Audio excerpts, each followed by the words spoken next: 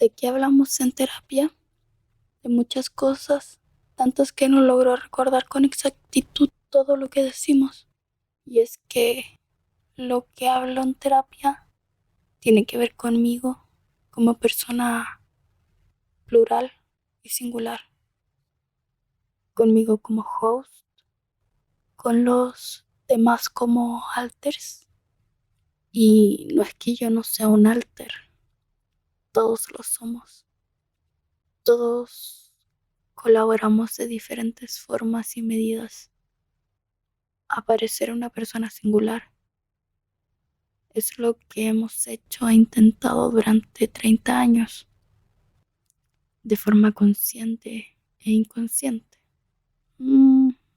Más inconscientemente, porque no entendíamos que éramos un grupo. Pensaba que estaba integrado todo en mí, como una única persona. Pensaba que todo lo que sucedía tenía que ver siempre conmigo. Y sí, lo tiene que ver, porque usamos el mismo cuerpo. Detesto hablar así, porque implica que en alguna medida seguimos compartimentalizando nuestra existencia, que cada día intentábamos mantener de forma integrada. Era como armar un rompecabezas y cada uno de nosotros siendo una pieza completa, sin saberlo, intentando cubrir los huecos que otros no podían y alcanzar aquello que yo no entendía. Hablar de nuestro cuerpo nos cosifica, nos aleja, como nos alejamos al hablar de nuestro nombre. Llevamos toda una vida tratando de encajar en nuestras características físicas, emocionales, sensoriales, de personalidad, incluso la identidad que en conjunto hemos ido construyendo como partes y piezas. Tiendo a hablar de nosotros como si siempre fuese yo quien hace o dice cosas, pero mucho de ello no lo reconozco como propio. Lo dije antes, no sé quién es Macarena. Las personas parecen conocerla mejor que yo. Hay otros que lo recuerdan y lo saben mejor que yo. Hemos intentado tan forzosamente construir una identidad integral entre todos que parece de mentira. Y por cierto que lo es, porque no lográbamos hacerlo. Tan forzoso que solo tenemos una única lista de reproducción musical. Tan a fuerzas que tenemos muchos objetos de colección de Spider-Man y únicamente de Spider-Man. Tan falso que elegir la ropa que usaremos cada día es como vestir a una muñeca. Pero no crean que todo esto que ven fue de un día para otro. Fueron años y años donde socialmente nos criticaban, hablaban a nuestras espaldas y susurraban en los pasillos sobre lo extraña que era. Aún lo hacen, menos, pero aún lo hacen. Y yo aún tengo mucho miedo de las personas y lo que tengan que decir sobre mí. Creo que hay experiencias que nos marcan de por vida y es que entender cómo va el mundo allá afuera es un enigma que he tratado de descifrar toda mi vida. Algo tan trivial como tener una conversación con otra persona es estresante. Si apenas tengo idea de lo que pasó hace un rato y no tengo ninguna pista que me ayude a revivirlo, pareciera que constantemente todo lo que se supone que debería recordar es parte de una prueba, como una evaluación donde debiese llegar a las expectativas de otra persona para no fallar. Hace poco tuvimos una sesión con nuestra psiquiatra y ella me preguntó si es que nuestra psicóloga nos había explicado algo. Y probablemente mi expresión lo dijo todo porque no supe qué responder. Podía contestar honestamente que no lo recordaba, pero que alguien me pregunte que si no sabe si otra persona me dijo o no algo que debía decir, me responsabilizo yo y ante todo. Pero a veces las personas piensan que porque yo no recuerdo algo es porque no me lo dijeron. El traspaso de culpas es interesante. Sí, probablemente este tipo de cuestionamientos suelen ser invisibles para la mayoría de las personas. Me habrá dicho, me habrá explicado. Si digo que no lo recuerdo, ¿cuánto van a escuchar de él? No lo recuerdo. ¿Y cuánto de eso van a traducir a un no dijeron? Si no lo recuerdo, ¿qué tan aptos somos o no para ejercer o tener ciertas responsabilidades? Creo que es algo que me sigo cuestionando. Debería hacerme cargo, ser una persona responsable de cualquier cosa. Sé que puedo, lo he hecho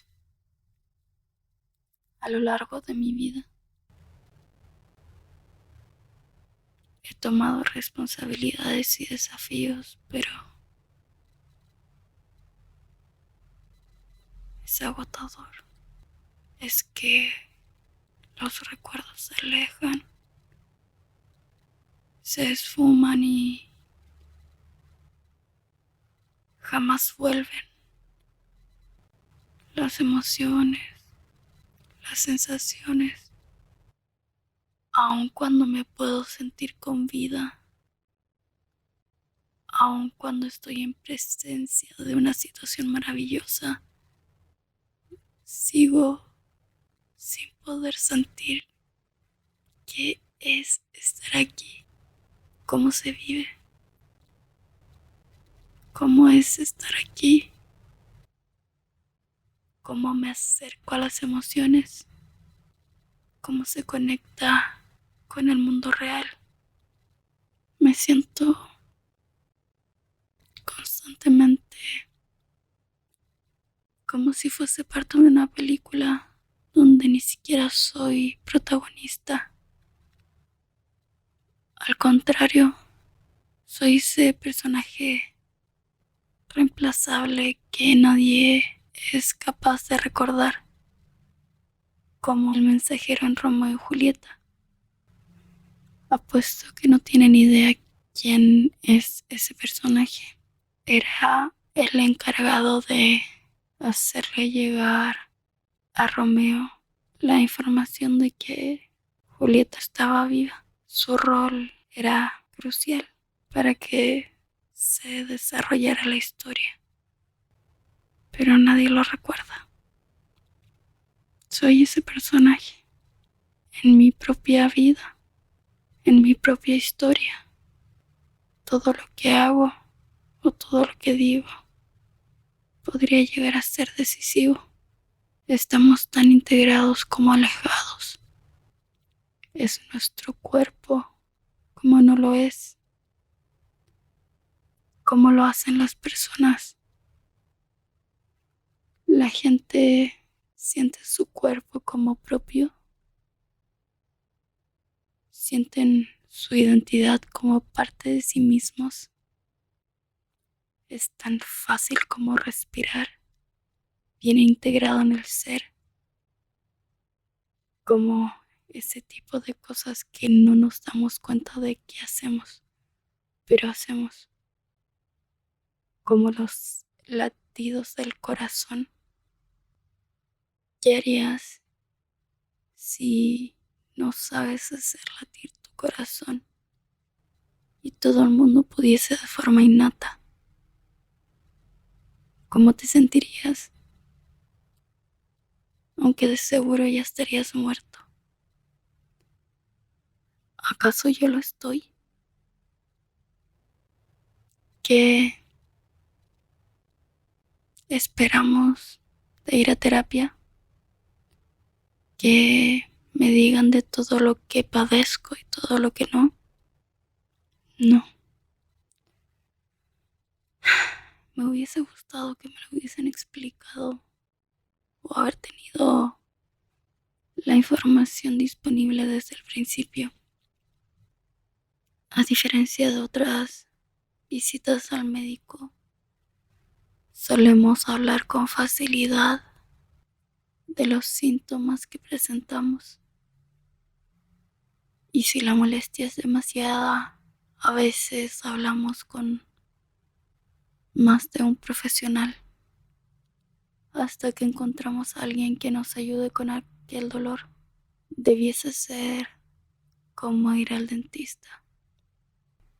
Si un dentista nos dice que tenemos que extraer una pieza, de seguro vamos a pedir una segunda opinión o una tercera opinión. ¿Por qué no hablamos de salud mental como hablamos de nuestra salud dental? Sin duda alguna somos nosotros mismos los primeros en hacer un diagnóstico al identificar que algo no anda del todo bien, ya sea un dolor o una incomodidad física o emocional. Aunque una incomodidad física sea mucho más fácil de lidiar que la emocional, para la emocional tenemos que tener el valor de enfrentarla, porque no es fácil hacerse cargo de las heridas que otros dejaron en nosotros, porque ese es el jodido precio que tenemos que pagar, hacernos cargo del daño que otros nos han causado, enfrentarlo y ser nosotros mismos quienes procuren el cuidado y el bienestar personal, como si ya no hubiésemos tenido suficiente tras sobrevivir al daño que nos hicieron. Toca todavía hacerse cargo de sanar, porque lamentablemente no va a haber nadie, ni nunca hubo nadie que estuviera ahí para protegernos. Toca poner en palabras aquello que no tenemos idea cómo comunicar, porque un terapeuta no está en nuestros zapatos y no tiene la capacidad de leer nuestros pensamientos ni nuestras emociones. Así que no, con 2 o 3 palabras que logremos pronunciar no van a analizarnos hasta los huesos. No sería ético. Un dentista no te puede decir que tienes fracturada la raíz de un diente hasta que no hagan por lo menos unas radiografías. Puedes suponerlo, pero no tiene cómo saberlo hasta hacerte pruebas. Sé que el ejemplo es medio tonto, comparar nuestra salud mental con la dental, pero sí tienen harto en común, porque entendemos muy poco de esos 2 aspectos de nuestra integridad como seres humanos, pero genera malestares que pueden ser dañinos y también son profesionales a los que evitamos acudir hasta que ya no soportamos más. Se suelen de usar a los médicos y aún más a los psiquiatras, pero es un fenómeno un poco extraño, porque si mandamos a alguien al psiquiatra, buscamos ofenderlo, pero la autoridad social que le brindamos a un psiquiatra o a un psicólogo es bastante paradójica. He escuchado a personas decir, el psicólogo o psiquiatra me dijo, como si esa fuese la única e irrevocable verdad, como si tuviera la formación absoluta de todas las dolencias en torno a la salud mental. Sé que los terapeutas o los médicos en general cuentan con autoridad social necesaria y suficiente para que confiemos en ellos, pero ¿de quién es el cuerpo o la mente de quien está sufriendo? Yo creo que necesitamos que los profesionales nos validen en nuestros padecimientos y que busquen la causa, no que se enfoquen a tratar los síntomas. Pero eso es pedir demasiado. Si volvemos al ejemplo, ¿por qué validamos entonces que hay odontólogos que tratan implantes, otros ortodoncia y otros servicios básicos como tapaduras o limpiezas? Y no hacemos exactamente la misma analogía con la salud mental. Si sabes que necesitas un implante, vas al profesional experto en eso. Es un odontólogo, sí, como cualquiera, pero con una especialidad. Es exactamente lo mismo en psicología y psiquiatría, porque por ser odontólogo no sabe con completa profundidad cada especialidad. La psicología y la psiquiatría necesitan nuestro mismo juicio para poder distinguir al especialista al que debemos acudir. Y eso solo va a suceder cuando aprendamos. Mientras más información tengamos sobre nosotros mismos, sobre nuestros propios dolores emocionales, a diferencia de los dientes, que tienen la ventaja de expresar el dolor a través de las terminaciones nerviosas, la salud mental se esconde debajo de discursos que minimizan los síntomas. No me voy a cansar de repetir una y mil veces que mientras no tengamos los recursos para poner en palabras lo que nos sucede, no vamos a ser capaces de identificar una situación abusiva, aun cuando nos suceda en carne propia. ¿Cómo vamos a poder identificarlo en otros para ayudar si ni siquiera podemos identificarlo en nosotros mismos? Con palabras, con información, con conocimiento. Tenemos que aprender a hablar desde nuestras funciones emocionales, no solo las ejecutivas, no solo aquellas que percibimos a través de nuestros sentidos, que por cierto se supone que son pésimos. Nuestra interacción con el mundo exterior es de lo único de la mayoría que las personas están seguras. Sin embargo, confían en un castillo construido en el aire. Nos hemos intentado tratar muchas veces, por ahí, por el 2017, quizá 2016, o incluso antes. No lo recordamos bien. La experiencia no fue nada buena, porque no sabíamos qué debíamos hacer o decir. Creíamos en esa relación de poder que aún se cree que existe entre el psicólogo-paciente, porque le otorgábamos más expectativas a la terapeuta de la que debíamos. Creíamos que debía ser un proceso lento y que esa persona tuviera la capacidad de ver detrás de todo lo que nosotros ocultamos. Somos ese tipo de persona que habla de cualquier cosa menos de aquello que le preocupa, menos de aquello que realmente duele. En un libro, La náusea, el personaje principal escribe muchas páginas hablando de algo sin importancia y en una línea indica aquello que era relevante. ¿Qué errores cometimos? No investigamos lo suficiente a la hora de recurrir a un terapeuta. No nos informamos sobre los diferentes tipos de terapia que existen, ni mucho menos entendíamos las corrientes básicas de la psicología.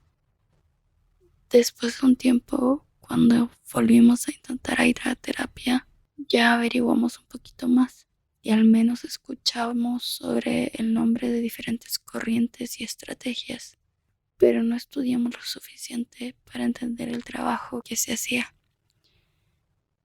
Y yo estúpidamente creí que un trabajo de psicoanálisis freudiano me iba a servir.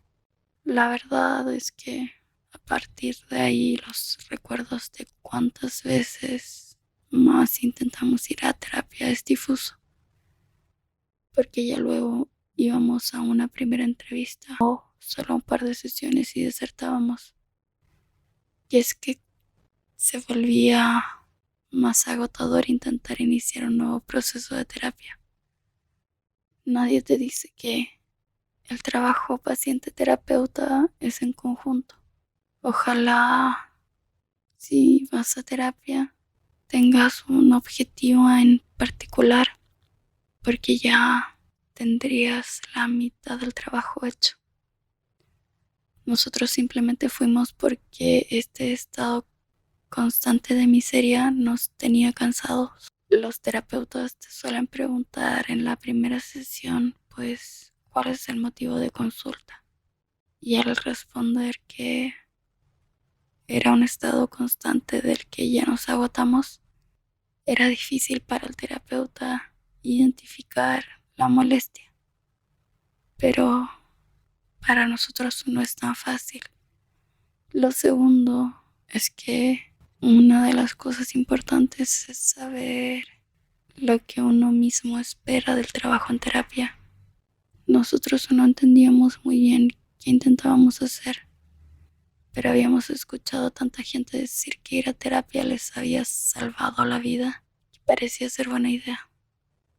Era difícil aclararle a un terapeuta que estábamos ahí porque queríamos acabar con nuestra vida, pero no lo hacíamos por otras personas que estaban a nuestro alrededor que son importantes.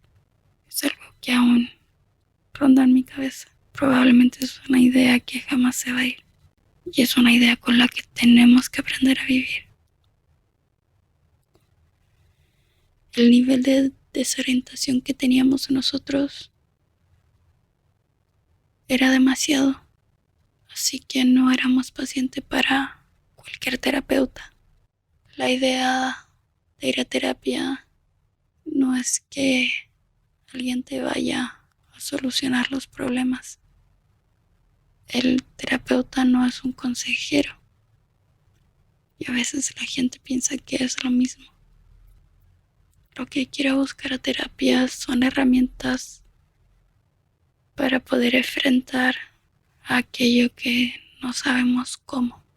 Y ojalá pudiéramos pedirle eso en concreto a un terapeuta. Así al menos sabrían por dónde empezar.